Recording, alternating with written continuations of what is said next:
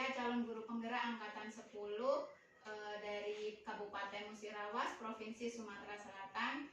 Baik, pada hari ini saya bersama rekan saya yang bernama Ibu Sri Endang Sumilir. Beliau ini adalah guru biologi di SMA Negeri Marga Baru. Kami akan melakukan percakapan praobservasi. Baik, selamat pagi Ibu. Selamat pagi Seka. Apa kabarnya hari ini? Kabar baik, alhamdulillah. Baik semua.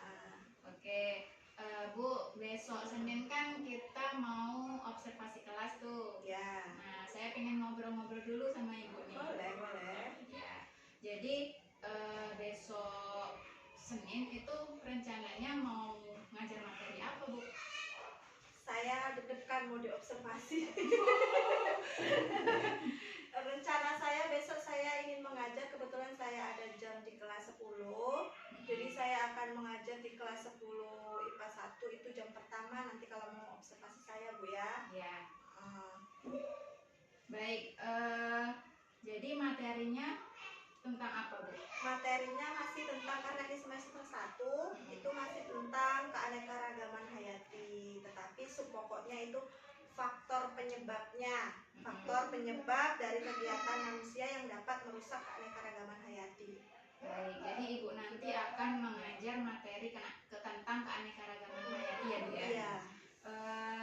Kemudian untuk langkah-langkah pembelajarannya, apa aja yang akan Ibu lakukan ketika melakukan pembelajaran? Ya.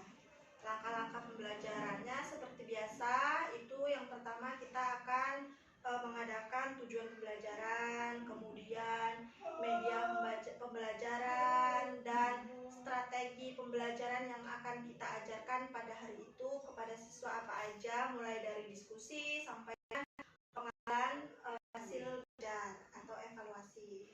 Baik, kemudian dari materi pembelajaran yang akan Ibu sampaikan itu kira-kira masalah yang akan Ibu hadapi? Biasanya ya, sebelum kita mengadakan observasi ya, saya mengajar itu yang sering saya alami ialah kurang edukasinya peserta didik ya. Peserta didik lebih akan kepada kita. Jadi kita harus membuat peserta didik itu tidak aktif semua, mereka harus fokus pada apa yang dipelajari.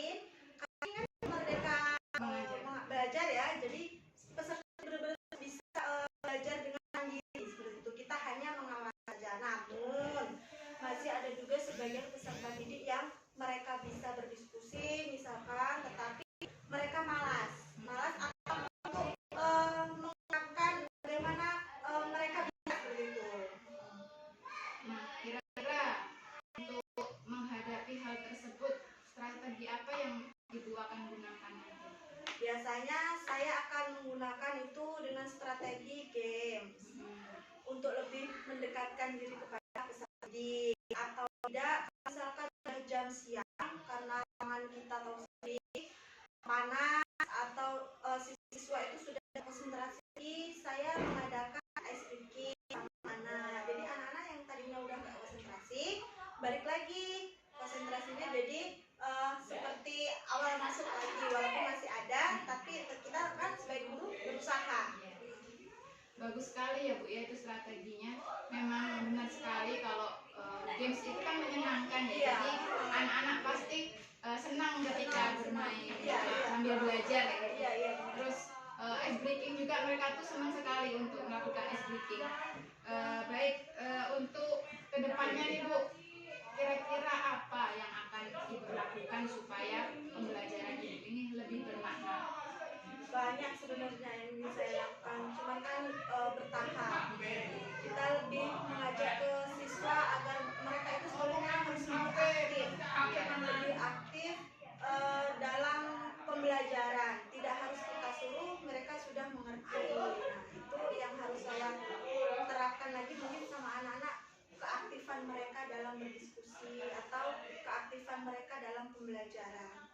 Baik, bagus sekali ya Bu ya. Jadi intinya Ibu akan lebih menekankan untuk mengembangkan kreativitas dan inovasi dalam pembelajaran supaya mereka lebih aktif dalam pembelajaran ya Bu ya. Oke. Baik, cukup sekian aja yang ingin saya bicarakan. Semoga percakapan ini dapat bermanfaat buat Ibu. Jadi nanti ketika melakukan observasi bisa lancar seperti itu. Amin. Mungkin sekian dulu untuk hari ini. Saya akhiri. Wassalamualaikum warahmatullahi wabarakatuh. Waalaikumsalam warahmatullahi wabarakatuh.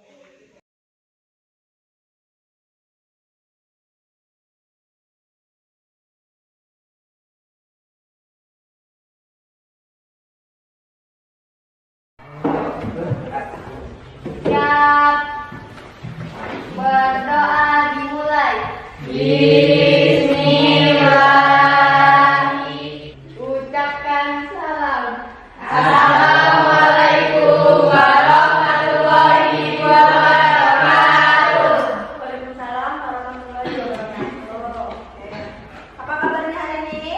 Alhamdulillah, luar biasa. Allahu Akbar. Alhamdulillah, semangat semua. Siapa yang hadir waktu itu ya? Ini Bu. Ini berarti hadir semua ya? Ya. Oke. Kalau hadir semua, kita mulai pelajaran kita hari ini. Tapi Ibu mau nanya dulu nih. Minggu yang lalu kita belajar tentang penyebaran flora dan fauna. Masih ada yang ingat tentang materi minggu lalu? Siapa yang masih ingat? Saya Bu. Oh ya. Contoh penyebaran flora dan fauna itu seperti badak di Sumatera atau Jawa, harimau Sumatera di Sumatera, komodo di Pulau NTT, cendrawasih di Papua, dan bunga rafflesia di Bubur. Oke. Contoh penyebaran yang disebutkan oleh Yogi tadi itu sudah benar, berarti masih ada yang ingat tentang materi pembelajaran kita yang lalu, ya, minggu lalu. Nah, berkaitan dengan materi kita yang minggu lalu, itu kan penyebaran flora dan fauna yang ada di Indonesia itu sudah banyak yang punah, ya nggak? Itu disebabkan karena ulah manusia dan faktor alam. Jadi kita lanjut untuk materi kita pada hari ini. Ibu mau nanya dulu nih, berkaitan dengan materi kita. Apa itu elegalogy? Siapa yang bisa menjawab pertanyaan ini? Yang ada di depan. Terakhir ya, berdiri dong. Illegal logging adalah penembakan hutan secara liar. Ya, penebangan hutan secara liar. Masih ada yang lain? Saya Bu. Penebangan hutan liar tanpa izin dari dinas kehutanan. Oke, jadi yang dibicarakan teman-teman kalian itu sudah benar ya. Penebangan hutan secara liar tanpa adanya izin dari dinas kehutanan. Oke, jadi materi kita hari ini ialah faktor penyebab kegiatan manusia yang dapat menurunkan keanekaragaman hayati dan bagaimana cara menanggulanginya agar tetap lestari dengan tujuan agar kalian dapat memahami faktor penyebab kegiatan manusia yang dapat menurunkan keanekaragaman hayati, kemudian dan bagaimana cara menanggulanginya. Lalu yang kedua, menganalisis sikap yang harus ditanamkan agar keanekaragaman hayati di Indonesia tetap lestari atau terjaga. Kemudian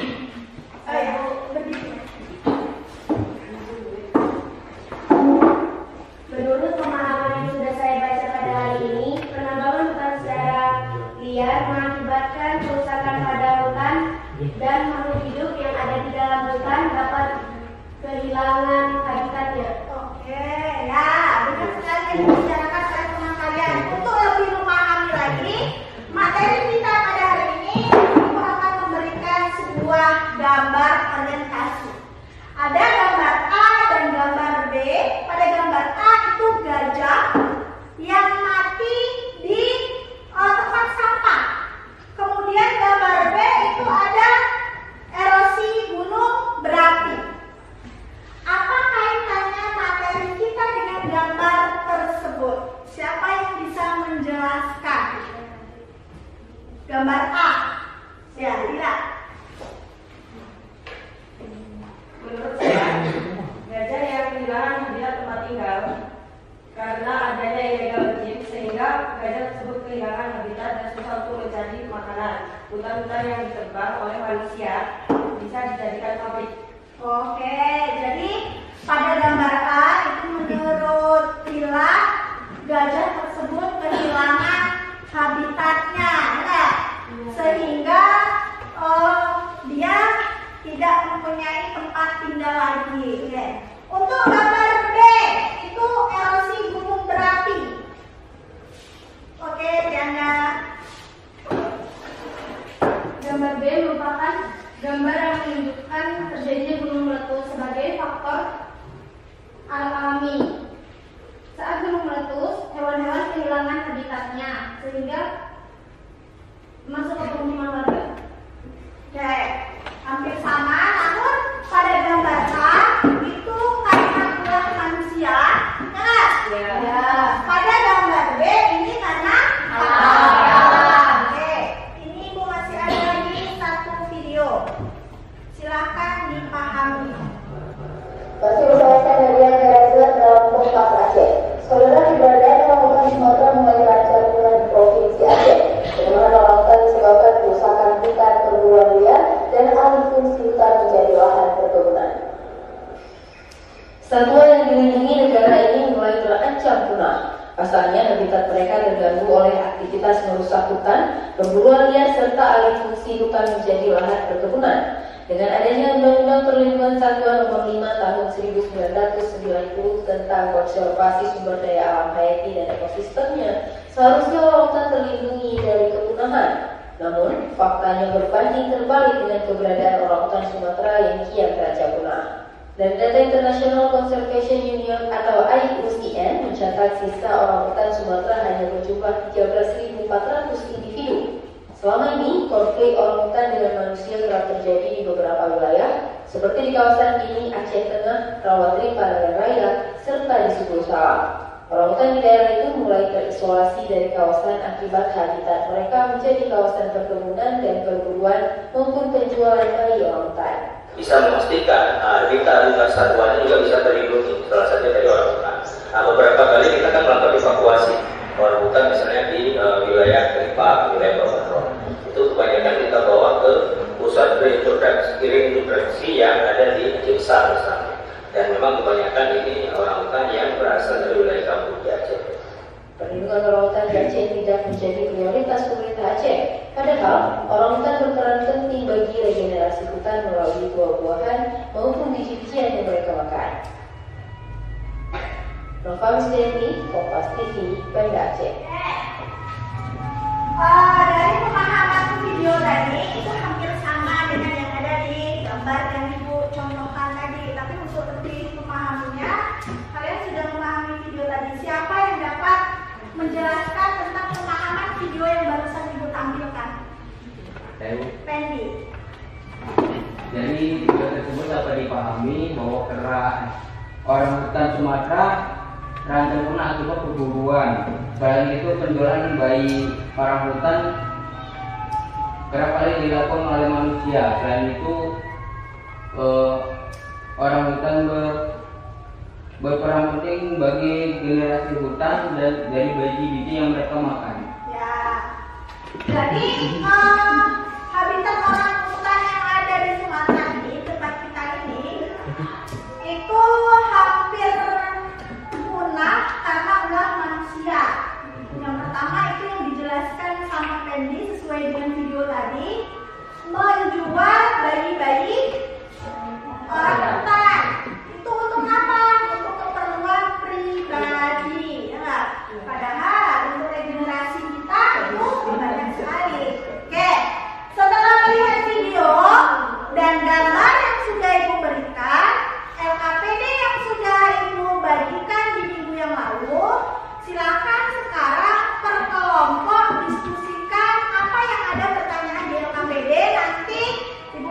waktu sekitar 10 menit untuk kalian berdiskusi. Setelah itu maju ke depan untuk presentasi. Nanti kelompok 1 mulai dari Pedi, kelompok 2 Intan, kelompok 3 Nanda. Paham? Paham. Silakan didiskusikan.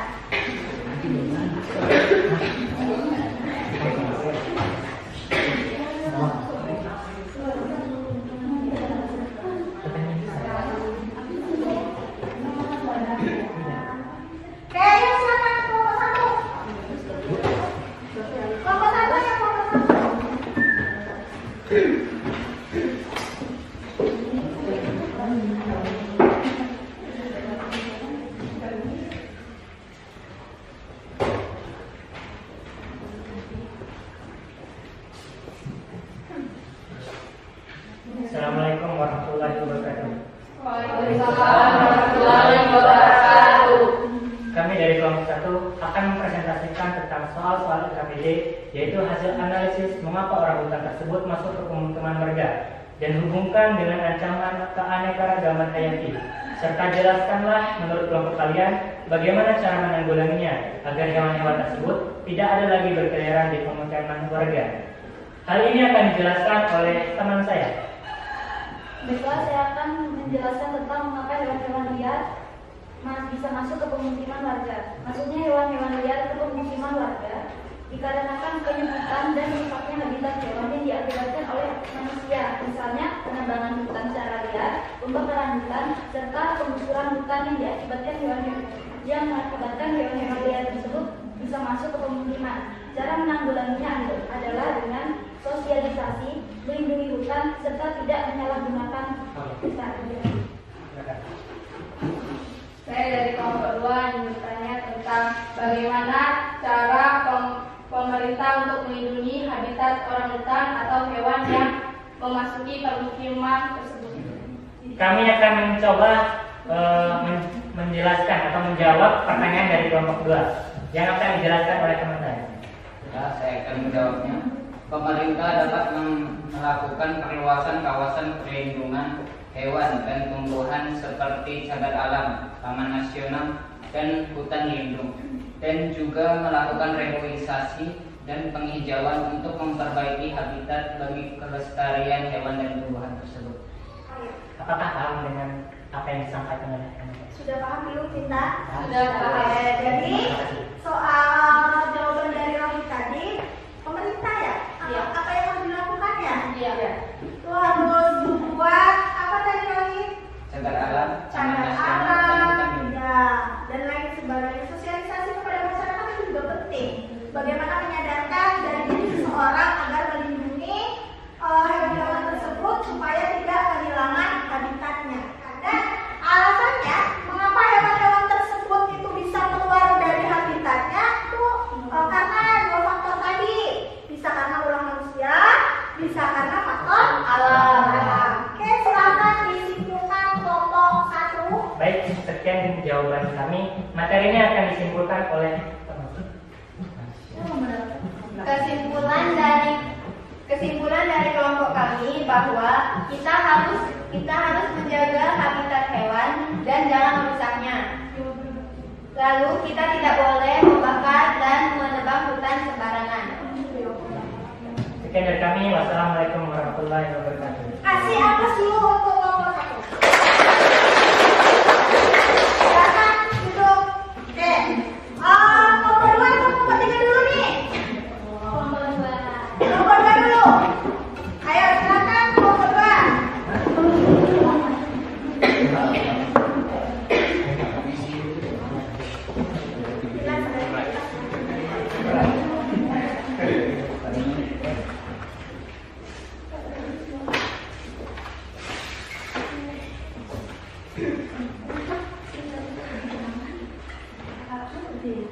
Assalamualaikum warahmatullahi wabarakatuh. Waalaikumsalam warahmatullahi wabarakatuh. Kami dari kelompok 2 akan mempresentasikan hasil dari LKPD, yaitu tentang penyebab dari punahnya hewan-hewan dan kegiatan manusia yang dapat mengancam punahnya keanekaragaman hayati, yaitu akan dijelaskan kepada teman kami yang bernama Reza. Baiklah, saya akan menjelaskan faktor penyebab kepunahan hewan dan tumbuhan. Interaksi antar spesies, aktivitas manusia, bencana alam, rendahnya tingkat populasi. Sementara itu beberapa hewan yang terancam punah, misalnya orangutan yang ditembak manusia dan harimau Sumatera yang punah karena populasi, dan kegiatan dari kebakaran hutan akibat manusia dan hutan yang gundul.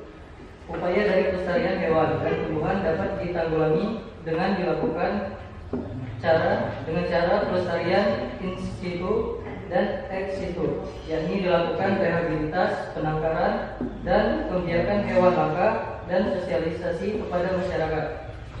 Baiklah, dari yang dijelaskan oleh teman kami, apakah ada yang teman-teman ingin tanyakan atau yang belum jelas? Silakan. Silakan kalau yang mau bertanya. Baiklah, saya perwakilan dari kelompok 1 ingin bertanya, apa tujuan dari manusia membunuh hewan-hewan tersebut? Baik, kami terima pertanyaannya dan akan kami diskusikan terlebih dahulu. Ada lagi pertanyaan dari teman-teman? Saya dari kelompok 3 mau menanyakan tentang adakah aturan dari pemerintah yang dianjurkan untuk pembakaran hutan dan penebang hutan? Baiklah, kami akan mendiskusikannya terlebih dahulu. Dan itu kami akan menjawab pertanyaan dari teman kami Natasha yang akan dibacakan oleh diskusi dulu. Oke, jadi dapat dilihat di KPD kalian itu pembahasan kelompok 2 itu ada gambarnya tentang hewan yang mati, kemudian ada harimau yang sama dibunuh juga di LKPD, lihat lagi. Kemudian ada juga pembakaran hutan dan penebangan secara liar. Kenapa hewan-hewan tersebut dibunuh oleh manusia? Sudah kelompok 2? Sudah, silakan dijawab pertanyaan dari kelompok 1. Baiklah, saya akan menjawab pertanyaan dari kelompok 1. Untuk diambil dagingnya, bulunya atau bagian tubuh lainnya yang digunakan untuk obat tradisional atau dijual dan dibuat sebagai barang mewah. Oke, jadi diambil bulunya, dijual. Kalau buah itu mahal ya? Iya. Kemudian diambil dagingnya untuk kepercayaan katanya untuk obat tradisional. Oke, kalau rusa diambil apanya? Tanduknya digunakan sebagai hiasan. Itu manusia pembunuh hewan gunanya untuk apa tadi pertanyaan dari Tasya kan? Iya. Ya, oke. Bagaimana tanya dulu ke Tasya? Baiklah, apakah masih ada yang belum dimengerti? Sudah. Sudah belum Tasya? Ngerti, Bu? Oke. Baiklah, pertanyaan kedua akan dibacakan oleh teman kami Adit. Baik, saya akan menjawab pertanyaan dari kelompok 3. Tidak disarankan oleh pemerintah, bahkan bila dilakukan maka akan dikenakan denda. Diperbolehkan dengan syarat untuk kepentingan mendesak, contohnya padanya penduduk di Jakarta. Jadi kantor-kantor dan gedung-gedung dialihkan dipindahkan di kota Kalimantan. Oke, tadi kan pertanyaan Priyanda ya. Boleh tidak pembakaran hutan itu? Pemerintah tidak menyarankan. Bahkan sudah ada undang-undangnya ya. Kita tidak boleh membakar hutan. Kemudian kalau penebangan bagaimana? Tadi dijelaskan oleh Yogi itu boleh-boleh saja, namun harus ada syaratnya. Contohnya seperti padatnya penduduk yang ada di Jakarta atau pindahnya perkantoran ya. Yang ada di Jakarta seperti contohnya kita mau pindah di mana? Kalimantan, itu nggak apa-apa. Tapi kalau untuk pembakaran hutan itu tidak diperbolehkan. Yang pertama itu merugikan, yang kedua karena polusinya juga nanti akan mencemari lingkungan kita. Oke, silakan disimpulkan hasil diskusinya untuk kelompok 2.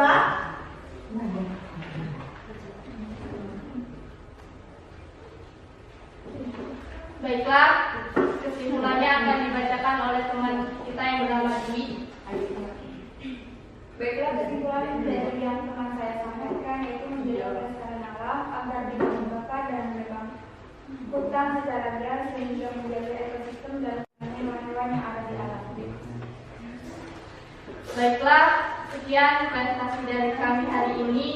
Kami ucapkan terima kasih. Wassalamualaikum warahmatullahi wabarakatuh. Waalaikumsalam warahmatullahi wabarakatuh.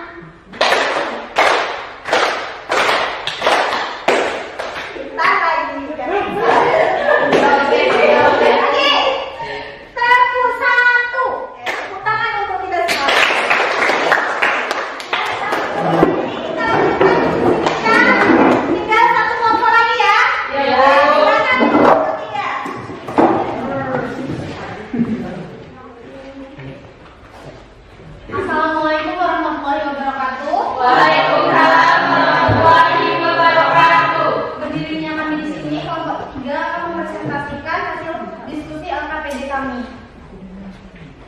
yang akan dipresentasikan oleh salah seorang teman kami.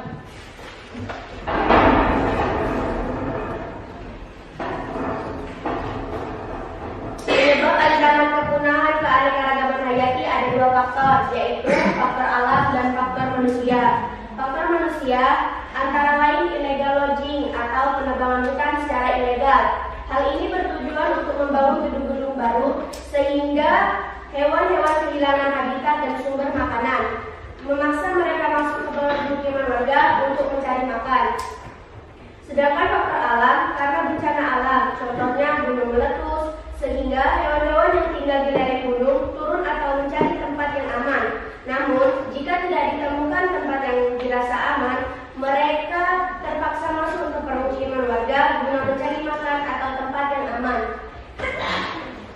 Sekian dari kelompok kami. Adakah yang mau ditanyakan? Dari kelompok lain? Saya dari kelompok keting bertanya. Silakan. Selain gunung meletus atau faktor alam, apa saja yang dapat membuat habitat hewan berpindah? Selain gunung meletus, banjir dan longsor, ada faktor alam lain seperti banjir membuat ikan berpindah habitat, longsor mendorong hewan untuk berpindah ke tempat yang lebih aman. Ada yang kurang dipahami? Kelompok 1? Ya, jelas. Seperti apa contohnya? Banjir dan longsor. Banjir dan longsor ya, kalau banjir ikan-ikan pasti kehilangan habitatnya, ada lari dari tempat. Tapi kalau ikan ibu rasa walaupun tidak banjir, dia akan lari juga dari habitatnya, ya nggak? Kalau di sana kan, dia lari ke tempat lain, bisa juga. Kecuali misalkan pengeboman ikan yang ada di air, itu mereka bisa kehilangan habitatnya dalam artian ya mereka bisa lari mati di pinggir-pinggir pantai. Nah, tapi kalau banjir mereka malah kalau kita sebut biasanya ikan putih, ya. Nah, itu beda lagi. Kemudian ya benar membuat papan larangan yang ada di tempat-tempat tertentu, ya, supaya orang itu tahu kalau ini dilindungi, tidak boleh dirusak. Silakan ditutup diskusinya. Sekian kami dari kelompok 3, kami akhiri. Wassalamualaikum warahmatullahi wabarakatuh. Waalaikumsalam warahmatullahi wabarakatuh. Terima kasih aku juga untuk kelompok 3.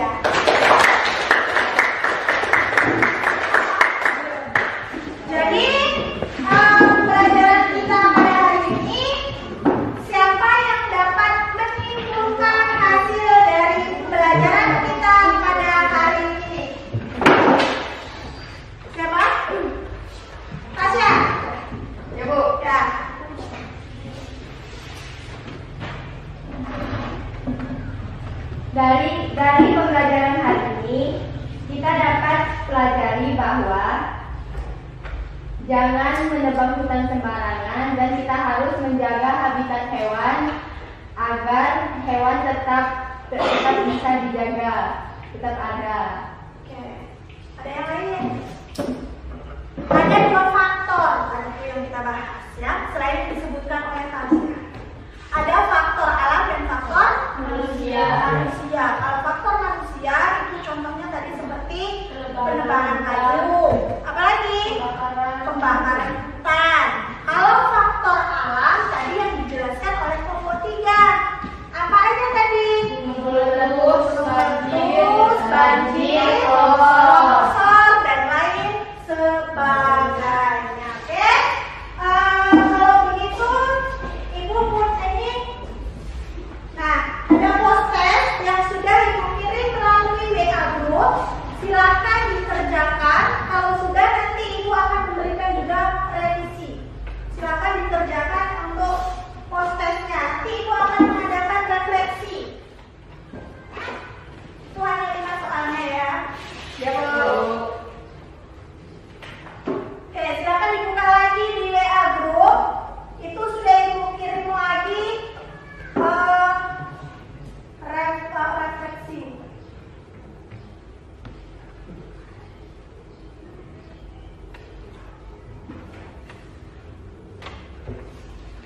Sudah selesai? Sudah? Sudah diisi refleksinya dan postesnya? Kalau sudah, ini LKPD untuk minggu depan sudah Ibu bagikan, silakan dipelajari. Kemudian besok, sebelum kalian presentasi, kita akan melakukan ulangan harian dulu. Setelah melakukan ulangan harian, baru kita akan membahas soal yang ada di LKPD ya. Paham sampai di sini nak? Paham. Kalau sudah paham, silakan berdoa dan kita selesai.